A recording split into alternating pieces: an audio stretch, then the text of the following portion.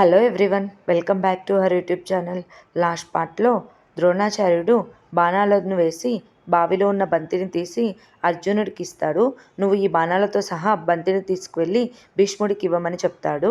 ఆ తర్వాత ఏం జరిగిందో ఇప్పుడు తెలుసుకుందాం.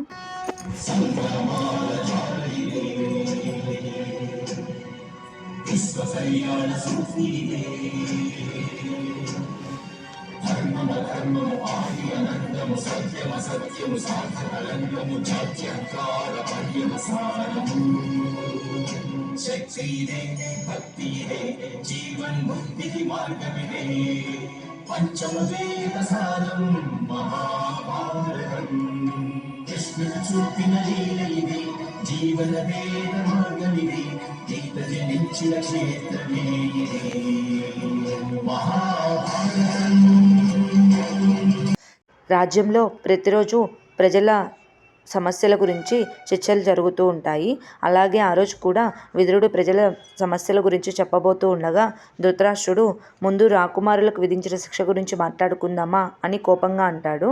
అప్పుడు విదురుడు కృపాచార్యుల మినహా మిగతా వాళ్ళందరూ బయటికి వెళ్ళండి అని చెప్తాడు. ఆ తర్వాత భీష్ముడు నిన్న దుర్యోధనుడు చేసిన పని తన వయసుకు మించినది, అది తప్పనిపించి నేను శిక్ష విధించాను అని చెప్తాడు. దానికి ధృతరాష్ట్రుడు అంటే తప్పంతా నా కుమారులదేనా, పాండుకుమారులది ఏమీ లేదా అని అంటాడు. దానికి విదురుడు మహారాజా, దుర్యోధన రాకుమారులందరూ మన రాజ్యంలో అందరి మధ్య ప్రేమగా గారాభంగా పెరిగారు కాబట్టి వాళ్ళకి అందరితో ఎలా కలిసి ఉండాలి ఇంకా తెలియడం లేదు. కనుక మనం ఈ రాకుమారులందరినీ ఒక మంచి గురుకులానికి పంపించి అక్కడ ఒక మంచి గురువు చేత విద్యని అభ్యసించేలాగా పంపిద్దాము అని అంటాడు. దానికి ధృతరాష్ట్రుడు ఈ సమస్త రాజ్యంలో నా కుమారులకు విద్యను బోధించే వాళ్ళు ఎవరైనా ఉన్నారా అని అడుగుతాడు. అదే సమయంలో అర్జునుడు ఆ బాణాలతో ఉన్న బంతిని తీసుకొని వస్తాడు. అప్పుడు విదురుడు నువ్వు అనుమతి లేనిదే లోపలికి రాకూడదు అని చెప్తాడు. అప్పుడు అర్జునుడు క్షమించండి, నేను ఈ బాణాలు ఉన్న బంతిని భీష్ముడికి ఇవ్వడానికి వచ్చాను అని చెప్తాడు. ఆ తర్వాత భీష్ముడు అది చూసి ద్రోణాచార్యుడు ఇది ఇచ్చాడని అర్థమయ్యి బయటకు వెళ్తాడు. అప్పటికే ద్రోణాచార్యుడు తిరిగి వెనక్కి వెళ్ళిపోతూ ఉంటాడు. అప్పుడే భీష్ముడు ఆగండి భరద్వాజ మహర్షి పుత్ర అని అంటాడు. అప్పుడు ద్రోణాచార్యుడు వెంటనే భీష్ముడికి నమస్కారం చేస్తాడు. కృపాచార్యుడికి ద్రోణాచార్యుడు బావమరిది అవుతారు. ఆ తర్వాత విదురుడు భీష్ముడు కలిసి ద్రోణాచార్యుడిని ధృతరాష్ట్రుడి దగ్గరకు తీసుకొని వెళ్తాడు. అప్పుడు ద్రోణాచార్యుడు ధృతరాష్ట్రుడికి నమస్కారం చేసి నేను రాకుమారులకి విద్యను బోధించడానికి వెతుకుతూ ఉన్నాను అని చెప్తాడు. అప్పుడు ధృతరాష్ట్రుడు మీరు మా కుమారులకు తప్ప ఇంకెవరికి విద్యను నేర్పించకూడదు అని అంటాడు. అప్పుడు ద్రోణాచార్యుడు నా కుమారుడైన అశ్వత్థామకు కూడా మీరు ఆ కుమారులతో విద్యను నేర్పిస్తాను అని అంటాడు. దానికి ధృతరాష్ట్రుడు ఒప్పుకుంటాడు. ఆ తర్వాత విదురుడు త్వరలోనే నేను మా హస్తినాపురానికి సమీపంలో అన్ని సౌకర్యాలతో ఒక గురుకులాన్ని నిర్మించి మిమ్మల్ని పిలుస్తాను అని చెప్తాడు. దానికి ద్రోణాచార్యుడు మీ హస్తినాపురానికి సమీపంలో కాదు, కొన్ని కిలోమీటర్ల దూరంలో ఉండాలి, అప్పుడే పిల్లలకు విద్య మంచిగా వస్తుంది, మీరు దగ్గరగా ఉన్నప్పుడు వాళ్ళ విద్యను అభ్యసించలేరు అని అంటాడు. దానికి ధృతరాష్ట్రుడు నేను ఒప్పుకోను, మేము వేరే గురువుని చూసుకుంటాము, ఇక మీరు వెళ్ళవచ్చు అని అంటాడు.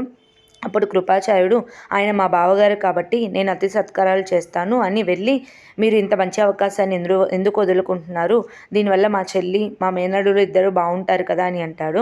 అప్పుడు ద్రోణాచార్యుడు వాళ్ళిద్దరిని నేను మంచిగానే చూసుకుంటాను, ఎప్పటికైనా ఈ కురు రాకుమారులే నా శిష్యులు అవుతారు అని చెప్పి అక్కడి నుంచి వెళ్ళిపోతాడు. ఆ తర్వాత పాండుకుమారుల్లో రెండవ వాడైన భీముణ్ణి చంపడానికి శకుని తనకు ఆకలి ఇష్టం అని చెప్పి పాయసంలో విషం కలిపి సిద్ధంగా ఉంచుతాడు. అప్పుడే దుర్యోధనుడు భీముడి దగ్గరికి వెళ్ళి ప్రేమతో భీమన్నయ్య, ధర్మరాజు అన్నయ్య, అర్జునుడు, నకుల సహదేవులు ఎక్కడికి వెళ్ళారు అని అడుగుతాడు. అప్పుడు భీముడు ధర్మరాజు అన్నయ్య, నకుల సహదేవులు యోగా నేర్చుకుంటున్నారు, అర్జునుడు అంతఃపురానికి వెళ్ళాడని చెప్తాడు. అప్పుడు దుర్యోధనుడు దుశ్శాసనుడు కలిసి ఇక్కడ దగ్గరలోనే ఒక అడవి ఉంది, ఆ అడవిలో పండ్లు చాలా తీయగా ఉంటాయి, వాటిని మీకోసం తెచ్చాము, అంతేకాకుండా ఆ అడవిలో మీకోసం విందు భోజనం ఏర్పాటు చేశామని చెప్తాడు. అయితే భీముడికి అనుమానం వచ్చి ఎందుకని అడగగా మీరు వచ్చిన రోజు మిమ్మల్ని సరిగ్గా మేము చూసుకోలేదు కనుక ఈరోజు మీకు విందు భోజనం ఏర్పాటు చేశాము అని అంటాడు. ఆ తర్వాత దుశ్శాసనుడు వెళ్ళి మీ సోదరులందరినీ తీసుకొని వస్తాడు, ముందు మన ఇద్దరం వెళ్దామని చెప్పి భీముడిని తీసుకొని ఆ అడవి దగ్గరకు బయలుదేరుతారు.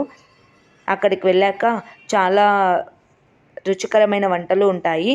భీముడు తినడానికి చూస్తాడు. కానీ దుర్యోధన మా సోదరులందరూ వచ్చిన తర్వాత అందరం కలిసి తిందామని చెప్తాడు.